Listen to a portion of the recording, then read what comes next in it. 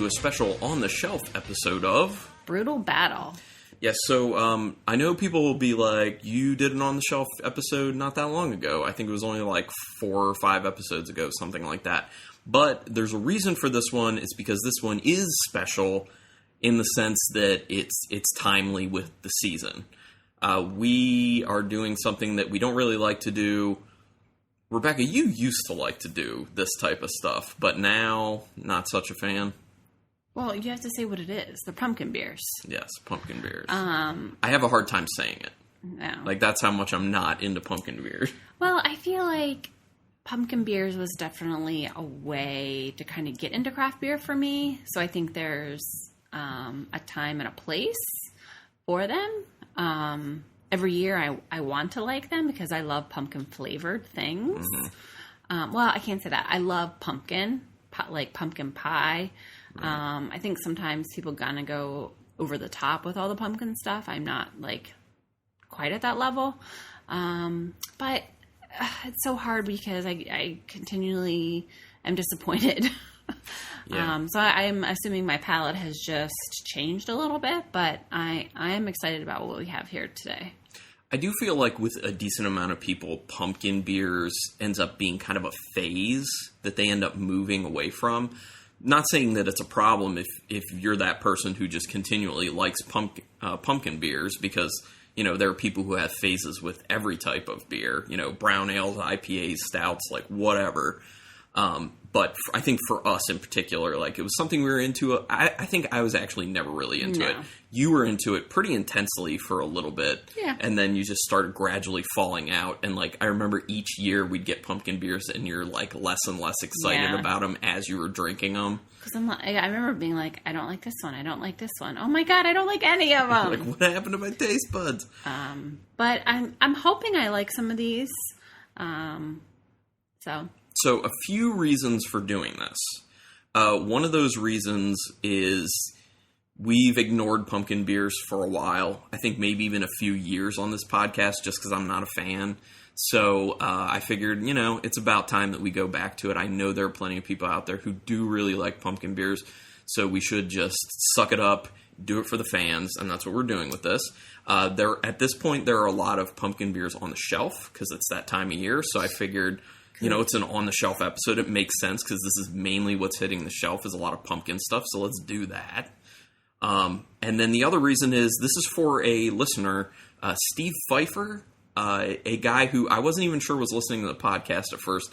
He had been following me on... does he follow you on Untapped? Yeah. Yes, so he follows both of us on Untapped, and he would, like, toast every single beer that I checked into, and I thought he was a guy on there who just happened to be friends with me, because there's that, and just was liking everything that I was checking into. But then he made a comment recently, actually on our last On the Shelf episode when we had that Southern Tier beer, and I wasn't too excited about it.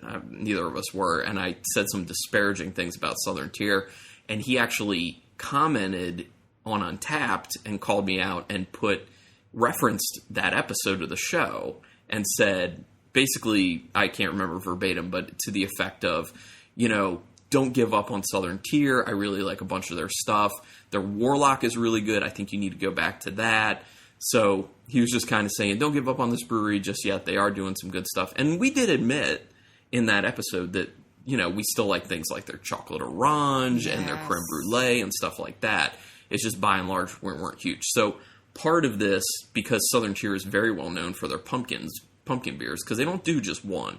They started with just the Pumking, and then they've kind of gone from there. So 2 of the beers in here are Southern Tier. The other 2 are other breweries.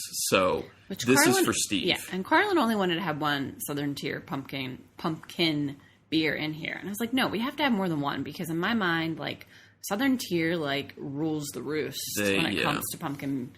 And I remember when I did like pumpkin beers a little bit more than I do today, I really did like the Warlock. Obviously Pumking is kind of like very highly sought after. It is. You know, in the world of pumpkin beers. So anyway, on that note, my glass is empty. Yes, this one is for Steve Pfeiffer, and just to differentiate, I'm going to open the first beer and pour it, and I'll just say this one last thing.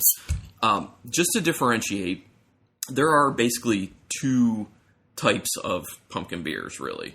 There's the pumpkin beer that is about the spice of the pumpkin, and there's a pumpkin beer that's actually about the flavor of the actual pumpkin, and not necessarily about the spice. So that's two main versions of pumpkin beers.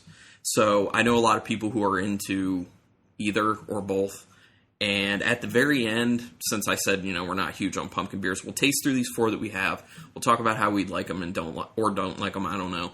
And then in the end, I actually put a little list on my phone that Rebecca and I compiled of pumpkin beers from the past that we remember really liking. So we just make those as recommendations to you guys if you can get them. All right. So the first one, this one is by Dogfish Head. This one is also very highly thought of when you think of pumpkin beers. It's their Pumpkin Ale, brown ale brewed with pumpkin and spices, and it is 7% alcohol. Okay. Does it look like a pumpkin beer? Yes. Yeah, it's like an amber. Yeah, amber, orange. It's very clear. It has some large bubbles just sitting on the top there. I love the smell of this. It doesn't... So it smells like there are spices there, but it's not like a lot. To me, you definitely can get that flesh of the pumpkin. Yeah. And then just a little bit of like the nutmeg and spice, but it's not overpowering and it's pretty subtle. I don't know if I'd be able to differentiate pumpkin and squash. No. Because a lot of times it's interchangeable. People who make pumpkin pie, sometimes they're not actually using pumpkin, they're using butternut squash because it's very similar. So I think that kind of smell to me is kind of like, it could be a pumpkin smell, it could be butternut squash smell. Hell, it could even be a yam smell. I've had yam beers and it's very similar. Yeah, but like a low spice in there. There is a little kind of like, there's a cinnamon, there's a little bit of kind of like a molasses, very light molasses in the nose. I started drinking. Well, save that. A little allspice maybe in there as well. A little and the pumpkin / butternut squash we're talking about. Did you have anything else to add to the nose, even though you've already started drinking it? No. Okay, so you can take the lead on the flavor since I'm about to take mine. I see why people like this. It's really easy to drink. Yeah. It has like a nice malty backbone. Mm-hmm. You get some of the pumpkin characteristics. You get a little spice. It's not overbearing. And the fact that the base of it is a brown ale, which is pretty easy going. Yeah, very approachable. You know. It's not very bitter. Yeah, it's pretty malt driven. You do get a little bit of that pumpkin, actual fruit of the pumpkin flavor. And there's a little bit of spice. The spice is really, there's not a ton. Honestly, if anything, I think they could go a little more on the spices. What? For my taste, honestly. This is crazy. Yeah, I don't know. Sorry. Well, just because I feel like when I smell it, I smell a little bit of spice. And when I taste it, I taste even less than what I was smelling.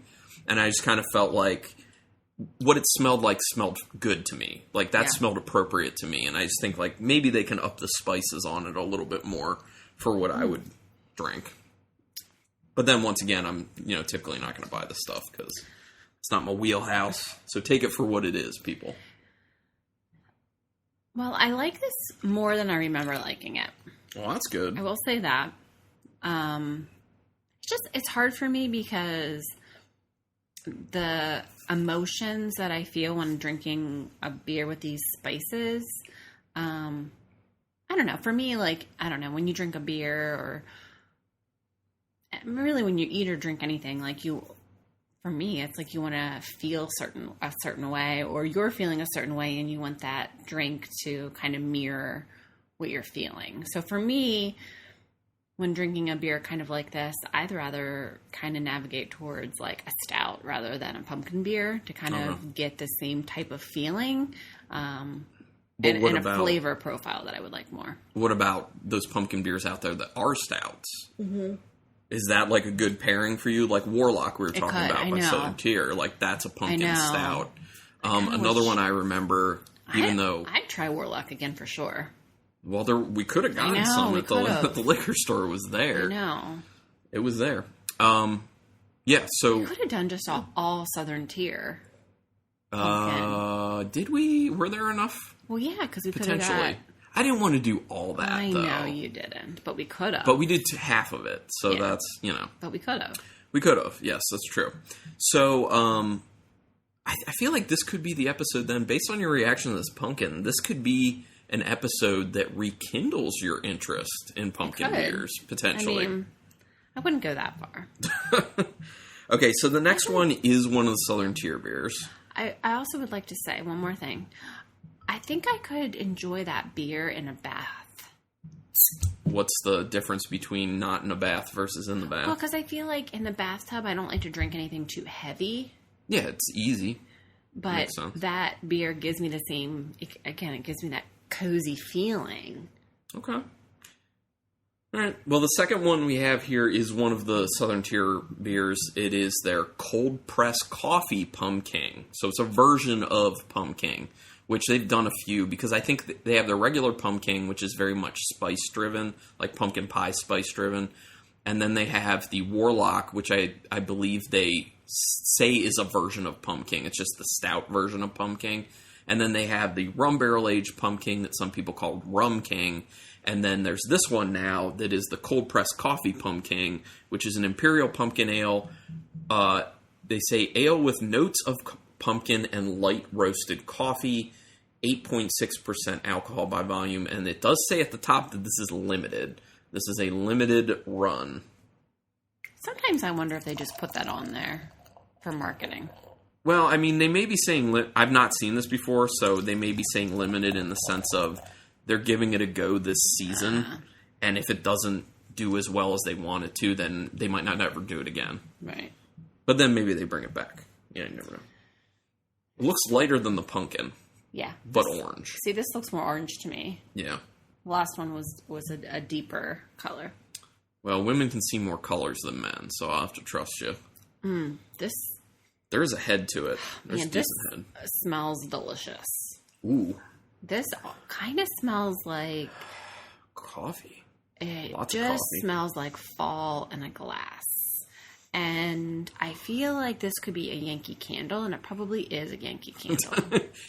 That's actually a good point. It does smell like something that would be like a candle scent. Like... There's a lot of coffee to it. Yes. A lot of coffee. And when it says a light roast, I understand that perfectly when I smell it, because it smells like very young green coffee, not like super roasty and heavy. Oh my gosh. Okay. Wow. I could just...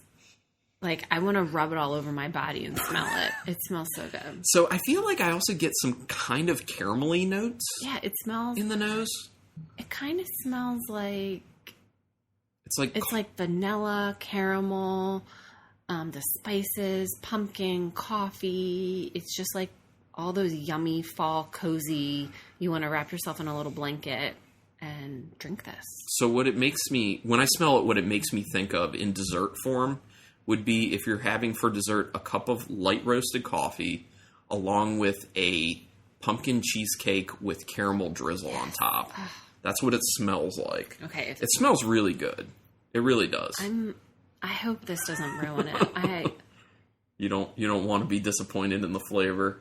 This is that moment where Rebecca's like, please taste the way it smells. Please. It delivers. Hmm? I don't know if I like it because it's pretty darn sweet. It is sweet. But this is a fantastic dessert beer for the fall. The coffee's nice. I like the coffee in there. There's a little bit of an astringency on the end, though. Really? I don't get that? No, not at all. I'm perceiving a bit of an astringency. Well, it is 8.6. Yeah. And it's not like a ton of body to it. No. So when it's a higher alcohol like that and there's not a lot of body to back it up, like that's going to happen. What do you think of the spice level on this? So I do get some of the spices, but they're more subdued by the coffee. Okay. I feel like the coffee kind of stomps it down a little bit, because I'm remembering what the actual Pumking tastes like, and there is a lot of spicing to Pumking. So this is Pumking just with that cold pressed light roast coffee, and that, yeah, I just feel like the roasty notes of the coffee's kind of bringing the spices down a little bit. I mean, for a pumpkin beer, I think it's pretty good. my only criticism is it's a little too sweet. Yeah, it is a little too sweet. I don't think I could drink like an entire glass of this. But we can split this 12-ounce bottle. And I think I will Yeah. really enjoy that. I'm not going to lie, I would buy another bottle of this. Oh, okay. So when we were in the liquor store, Rebecca locked in on this because she saw coffee in it. And she was just like, we should do this one. We should definitely do this one. When you kept you kept wanting to put it back. I'm like, no. Well, because that's when I was like, we shouldn't repeat any. And I was like, well, if we repeat Southern Tier, we can do it for Steve. Well, and my argument was Southern Tier is like known, like this time of year, this is their jam. And Pumking is the king of pumpkin beers. So I do feel like I get a little bit of a caramel note in that, but I also get a little bit of a nutty note in there, which is interesting. Huh. It's got a lot going on. It does have a lot going on, and I think the coffee was a good idea. It definitely was. Which just makes me think of Elysian Brewing's Punkachino, right. Which was kind of like an espresso pumpkin ale. That was my jam for a while. Yeah. Well, when I say a while, a couple seasons. Maybe like 2 or 3. Yeah, but then the next time I had it, I was like, huh. That's when you were like, these pumpkin beers are losing their luster. Yeah. But I also don't know. I think I sat on it a little while, and maybe it just didn't really hold up. So. That does happen. Yeah. That definitely becomes a problem. All right. Okay. I'm just going to keep sipping on this. Well, I'm moving to the next beer. I know. Okay. Well, I'll talk about it, and then I'll open it and pour some, so you'll just have to rinse on your own. So the next one is it doesn't say limited, but it says special release, so it's kind of the same situation. I chose this one out, and this was the only bottle of this left. Oh, really? Yes, that I could see. So I think people are hitting this one hard. This is by New Belgium, not really known for doing pumpkin beers, and it is their Voodoo Ranger, which is like a series of kind of more experimental things they're doing, I believe. It's their Voodoo Ranger Atomic Pumpkin. And it is a pumpkin ale featuring cinnamon and habanero chili peppers. And the ABV is 6.4. See, that's, ABV-wise, that's more of what I think of when I think pumpkin ale. Like lower like that, like around 6-ish. I'm interested in this. I really want to see what the peppers are going to do in there. Because it could be real interesting. Well, and the cinnamon, so you're going to get kind of the... Well, I feel like I already know what cinnamon does in pumpkin beers. Yeah, I know, but I mean, like, you're going to get spice from 2 different... Oh, that's true. You know? Yeah, I see what you're saying. But the one should be more of like a heat, I would think. Well... Oh, so this is just... We will find out. We will. This is just a lighter orange than the last 2. So it's going down in color, like... darker to lighter at the moment. All right, I'm ready to smell this. It's pretty clear. Oh, interesting. It's very cinnamony. Yeah, there's a lot of cinnamon to that. I can smell where there's a spice character, not like the baking spices, but the heat spice. The heat spice from the habanero. I kind of, maybe it's just because it's so cinnamon. And the only thing I can equate to that level of cinnamon is like applesauce or apple pie, but I'm getting some apple notes. Yeah, I can see what you're saying. Yeah, it's kind of like mashed pumpkin mixed with a little bit of applesauce and plenty of cinnamon. Yeah. Well, hold on a second. No? Yeah, I do see a little bit of apple in there. I was trying to make sure that that's actually like... I'm actually getting it and making sure that it wasn't just something you were suggesting. So I was You're so suggestible. Thinking it, Well, everyone is to some degree. But yeah, I do see. It's subtle. And it plays more like cinnamon apple. Yeah. Which isn't, it doesn't smell off kilter in here, honestly. But it does present to me like the smell is almost a little buttery to me. So it kind of like makes me think of like... an apple pie. Well, it makes me more think of like pumpkin pie in a cookie form. Okay. In like a shortbread cookie form, maybe. Gosh, I'm ready to do some baking. Yeah. Well, I wouldn't stop you. Go ahead. I'm not, because I don't bake. All right, so did you try it yet? Mm-hmm. Thoughts? I'm not getting any of the pepper. Oh, I get the heat of that. Only on the roof of my mouth. Okay. I'm Just getting it the on roof. that. I'm getting it on the finish. It's a thinner mouthfeel than the other two that we've had, It's actually really thin. and I think it's too cinnamony. Yeah, there's a lot of cinnamon. It is. I feel like I taste that little bit of applesauce in there. It's kind of weird. Yeah, for me, it's just like sweetness, And then some heat. applesauce, cinnamon, and then a little heat. And yeah, it's not my favorite. Yeah, I'm not too impressed with this, honestly. I'm not very impressed with this beer. I could see why someone would like it. You know, again, if you're just kind of getting into beer, because it is sweet, especially for someone maybe who likes ciders, you know, and wants to maybe try a beer, because I think this has like, it kind of reminds me of a cider. So the way the heat's hitting me just on the roof of my mouth, it's like creeping up my sinus cavity and kind of like tingling my nose. It's kind of weird. And I will say, I don't feel like I really taste any pumpkin.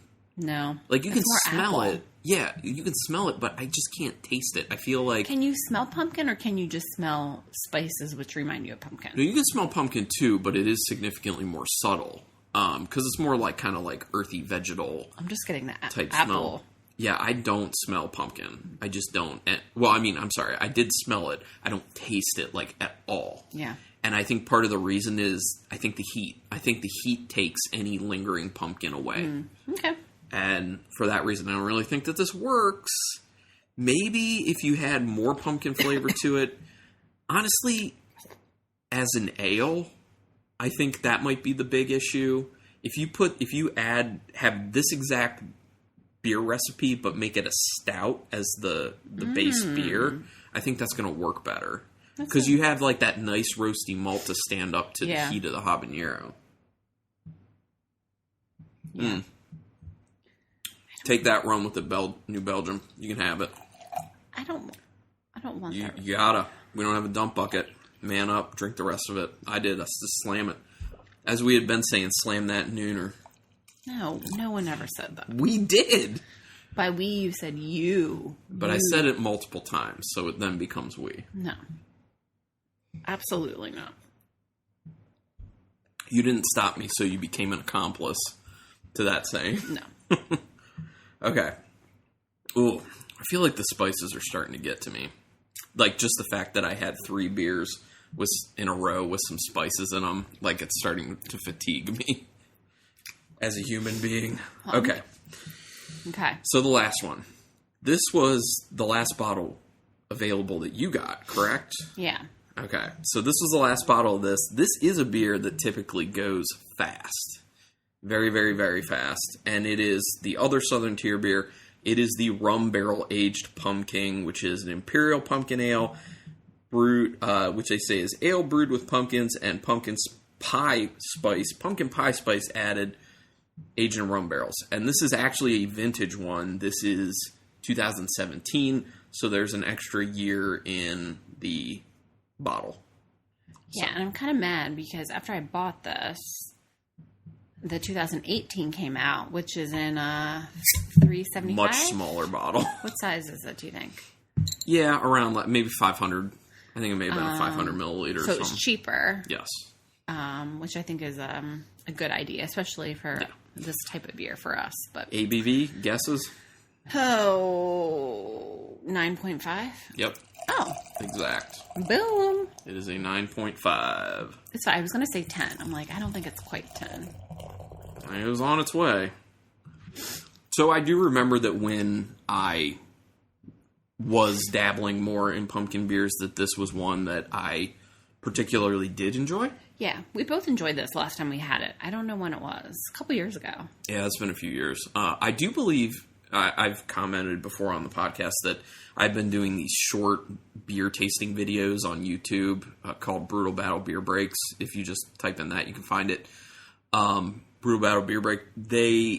I remember doing a video for this beer. Oh, so wow. if people want to go back and check that out, it should be there. Be interesting to see, like... Comparison. Yeah. Yeah, it would. I feel kind of gross after that last beer. Yeah. I feel it's like nasty. I'm having, like, reflux or something. Because of the heat. From the the heat habaneros and too the... much. Yeah. Drink a little more water, maybe. I'm good. Okay, so what this looks like, we're back to a darker orange. It's a little haze. Yeah, I can't see through it. It's a little bit hazy. I'm assuming that's from the time in the rum barrel.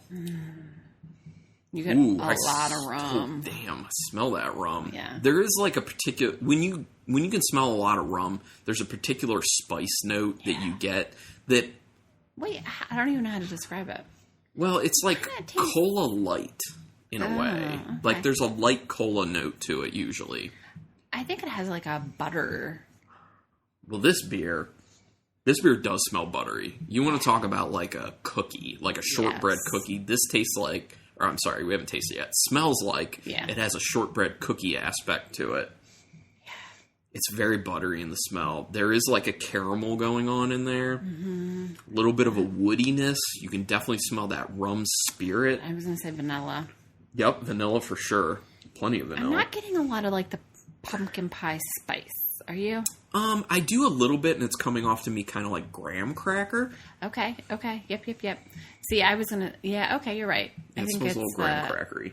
shortbready, like biscuity. Honestly, it does smell quite good. It does. Ooh. It's a little tart. Yeah. It's kind of sour. Gonna be honest. It's kind of sour. Is this what happens when it ages for an extra year in the bottle? The first, like, when it first hits your tongue, it's like, oh, this is good. And then it gets sour. Then it gets weird. So, the sour aspect to it isn't like... It's like a happy souring. It's kind of almost like when you taste like curdled milk. It's like the beer curdled a little bit. Well, now I definitely feel sick. Where's my dump bucket? You paid how much for this one? I don't even want to say. Legit, it's lemony. I wish you could return a beer. That's already open? I've done it. Like, this is not... I did it. I did it with a skunked IPA that I had some years ago. This is not what I wanted. I took in the empty bottle and I said this was skunked when I bought it, and they gave me a refund. Yeah, no, this isn't working. I think the fresh, like when you smell it, you can see what the fresh is probably delivering to you. But a year in the bottle has not done anything good for this. They shouldn't have held on to it. Yeah, Ooh. I don't need to drink more of that. Yeah, it's now a sour beer. Yuck. Okay. It is now a rum, but you do taste the rum. I will say that. The rum is definitely still there, and I do get a little bit of like a woody oak and vanilla, and the butteriness is still there. Yeah, but there goes my $21 down the drain. Jesus. Yeah. I see where there's good stuff there, but the souring just... Yeah. Yeah, the souring's just... Yeah. Although, honestly, as I continue to drink it, it gets less and less offensive, and it's not as bad, but it's still not really what you want. Okay. Okay, so let's rank these, and then I'll talk about some pumpkin beers we can remember liking that we can recommend to everyone. So, do you want to take a lead? Okay, well, I think my number 1 is going to be Southern Tier's Cold Press Coffee Pumking. Mm-hmm. Then my number 2, Dogfish Head's Pumpkin Ale. Mm-hmm. Number 3 is kind of tough, isn't it? I guess I'm going to go the New Belgium Voodoo Ranger Atomic Pumpkin. Okay. And then the Southern Tier Rum Barrel Aged Pumpkin. But I do feel like that Rum Barrel Aged Pumpkin would be number 1 if it was fresh. I know. It would. I know it would. We need to do an addendum and get a fresh one. I don't know about that. Maybe we can just do it on our own. We could do another video. You could do a video on YouTube. I don't want to do a video. Okay, I'll give you my ranking. Going to be pretty similar. Number 1, the Cold Pressed Coffee Pumking. That is pretty good. Pretty good. Number 2, the Pumpkin Ale. Solid pumpkin beer. Number 3 is going to be the Rum Barrel Aged Pumking. I'm going to go because there's much more going on there than I think the New Belgium Voodoo Ranger Atomic Pumpkin is doing. Like, I could continue with this Rum Barrel Aged Pumpkin. I could not continue with the New Belgium Atomic Pumpkin. I just couldn't. And that's because of the weird astringency, the fact that there is no pumpkin, and just the heat being a bit out of control. So, Rebecca's looking at pouring herself some more of the cold-pressed coffee Pumking. Don't blame her. Yeah. And let me go ahead and tell you what we came up with list-wise. So, I'm gonna let you all know that there are a few beers on here from breweries that are now owned by Anheuser-Busch InBev. So if that's one of your things, I'll call them out. And if you don't want to buy it because it's Anheuser-Busch InBev, I understand that. But if you do, I'm throwing these out for people who don't care, and they'll buy those. So the first one is Cigar City's Good Gourd. We were able to try this a few years ago, and a lot of actual pumpkin flavor to it. And you actually liked this. I did actually like that beer. This was when I was into pumpkin beers, and you did like online trade or something for it. I did. And you actually liked it. And I liked it too. Mm-hmm. Yeah, it was good. So the next one is Elysian Brewing, and they're owned by AB InBev. They're Dark of the Moon. That was one of those stouts, like pumpkin stouts. I remember really liking that one. And Elysian, just like Southern Tier, was one of those breweries that they were putting out a lot of pumpkin, a lot of different pumpkin beers. I think one year I even saw that they did like a 4-pack of like 4 different pumpkin beers, which is a great idea. Great idea. So then another one was, we talked about it a little bit before, Elysian Brewing's Punkaccino, right, which was like a espresso pumpkin ale. Don't let it sit. Then the Southern Tier Pumpkin. Mm-hmm. And the Southern Tier Warlock, right, which we also talked about. Then we have Saucony Creek Brewing's Maple Mistress, which I actually believe is a yam beer. It's supposed to be like a pumpkin beer, but I think it's actually done with yam, and it's got maple flavors to it. Or was it squash? I think it's yam. Well, whatever, it's not actual pumpkin. Right, it's not, but it falls in that category. It comes out around the same time. And it's pretty well done. Rebecca used to be all about that. Yeah, I wanted to do that for today's lineup, but it got the kibosh. Yeah. And then the last one is one that I actually love and would still drink now, but it's also owned by Anheuser-Busch InBev. But Wicked Weed Brewing, their Pompoen, which was a intentionally sour pumpkin ale aged in rum barrels with some spices. Do we have any more of that left? I think they're gone. I think I drank the last one. Last Halloween? Yeah. Not last Halloween, but the Halloween before that. I had brought a few of them home when we went to Asheville, which all the Wicked Weed beers we had purchased happened before Anheuser-Busch purchased Wicked Weed, which we actually still have some of those beers down in the closet. Can you find them? Do you know where they are? Yeah, I know exactly where they are. And you probably want me to go and pull out a Silencio to put in the fridge. Oh, yes. Ooh, that, for people who don't know, is their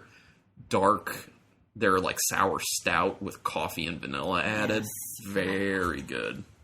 So, anyway, hopefully people enjoyed listening to us drink pumpkin beers that we didn't necessarily really want to drink.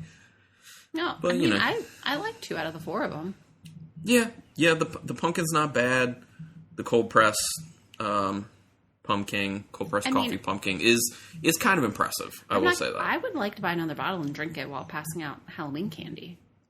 I mean, you can make that a reality. I can. You definitely can do that. And I would encourage you to. I will root through the cellar and see if we don't have another Pompoen. Because that would be... Actually, I might do it right after we end recording. Just so I have it teed up. Because Halloween's coming, folks. Oh, my God. I get so excited about it because... I don't know if I talked about it on this podcast or not, but every year for the past... I think this might be my 5th or 6th year in a row doing it. I watch at least 31 horror films in the month of October. Because I love horror and I love Halloween. And I think last year I watched 35 horror films in October. 35 or 36, something like that. So, just going to keep going, man. Okay. Anyway, thanks, Rebecca, for going through this with me. Shout out again to Steve Pfeiffer. Hopefully you appreciate that we were doing this. And to clarify, with the rum barrel-aged Pumking, I am faulting the flavor to the liquor store Wine World aging it and not Pumking, or not Southern Tier. Because I know what the fresh rum barrel-aged Pumking tastes like, and it is quite good. So, thank you everyone for listening, and until next time, keep it brutal.